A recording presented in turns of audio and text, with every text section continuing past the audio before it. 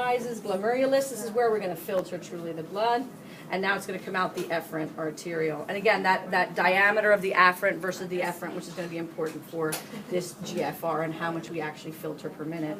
The efferent arterial then is either going to capillarize up here in the cortex, around all of these tubules, and it's called the peritubular capillary, or it is going to come down into the medulla and form these parallel type capillaries. They're going to run parallel to these tubules that are in here, and they're called the vasa recta. Now, either one of those then, capillaries, will then collect into the, again, cortical radiate vein, arcuate vein, interlobar vein, no segmental, into the renal vein. And now we've had the entire flow of blood through the kidney, okay? So that's how the blood flows. When the blood then passes through this glomerulus, okay, it is going to be forced because of hydrostatic pressure, basically water pushing on this, the fluid, the water, and anything that's dissolved in the water, anything that's smaller than 5 nanometers is going to be able to pass through what? It's going to be able to pass through the holes that we see here, which are fenestrations in the capillary. This capillary bed is also going to have on top of it a basement membrane, and on top of the basement membrane we're going to have these cells. These cells are called podocytes, and they're going to have like these finger-like extensions, and now we're going to have slits that you can see like right there. So anything that filters then is going to come out. These podocytes make up half of all of this here is called the renal corpuscle. The renal corpuscle has the glomerulus inside of it, and it has the capsule outside of it. So that capsule is like a cup that's surrounding this. And in the same way when we did that, like when we looked at the pericardium and we did that balloon analogy of a fist through the balloon, this is going to be the same type of thing, where this visceral layer of this capsule are those podocytes, and it's actually going to be part of the filtration membrane. There's going to be a space or a lumen, the capsular lumen, and then I've got the outer layer of this capsule, which is called the parietal layer, and this capsule can either be called Bowman's capsule, the glomerular capsule, the renal capsule, okay? The two of these make up corpuscle, but these two make up the capsule and the space. So anything that gets filtered then is going to be captured. That filtrate, that water with anything that's dissolved in it, is going to come into this lumen or this space that we have here, and now it's going to enter into the tubular system of the kidneys. The first tube that it's going to encounter is this part here, which is this part here on this model, and that's called the proximal convoluted tubule.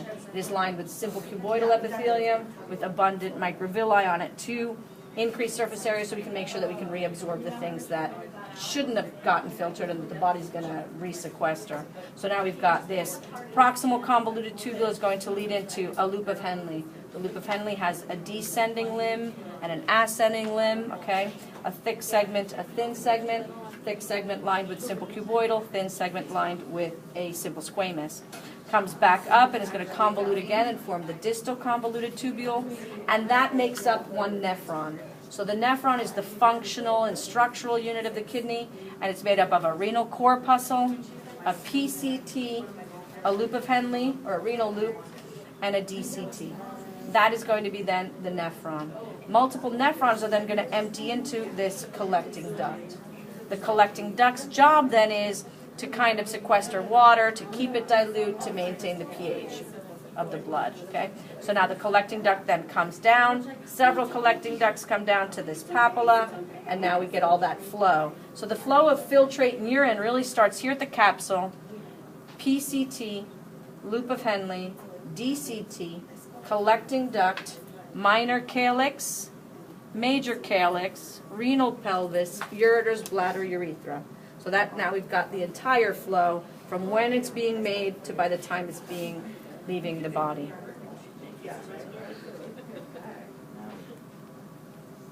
The kidney is going to regulate much of how much it filters on its own, and we call this its own auto-regulation.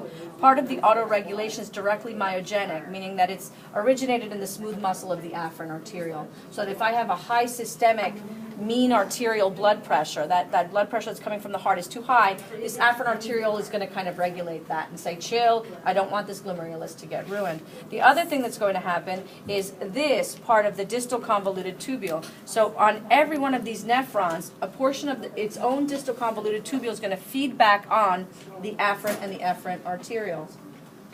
And part of the mechanism then is going to be able to tell how much sodium chloride is in this tubule. If not enough sodium chloride is here, it's going to open that afferent arteriole, say we can filter more. If it's got too much, it's going to constrict it. It also does something on the efferent, but we'll only look at it from this end. So this is called the juxtaglomerular apparatus. So it is the JG apparatus. Juxta means right next to, glomerular because it's right next to this glomerulus to auto-regulate. The components of the JG apparatus are going to be the majority, all of the distal convoluted tubule is lined with a simple cuboidal, very little microvilli on it.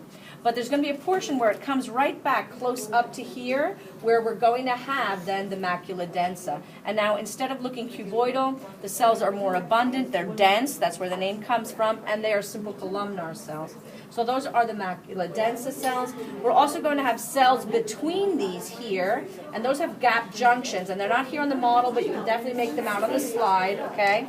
And those cells that are in here, those are going to be then part of the JG apparatus, okay? So we've got three things that make up the JG apparatus. The granular cells, which are going to be these there's going to be like smooth muscle here on this edge, like these stripes that you can see here. Those are going to be that. Then you're going to have the mesangial cells, which are in here, and then you're going to have the macula densa. So those are going to be then components of the JG apparatus. So the only ones that I'll identify here on this model are these long columnar cells, that's the macula densa, these stripes, okay, those are the mesangial cells, and if not on the actual slides themselves, that you can make out the macula densa and the JG cells themselves, okay? So have a look at that on the slide as well.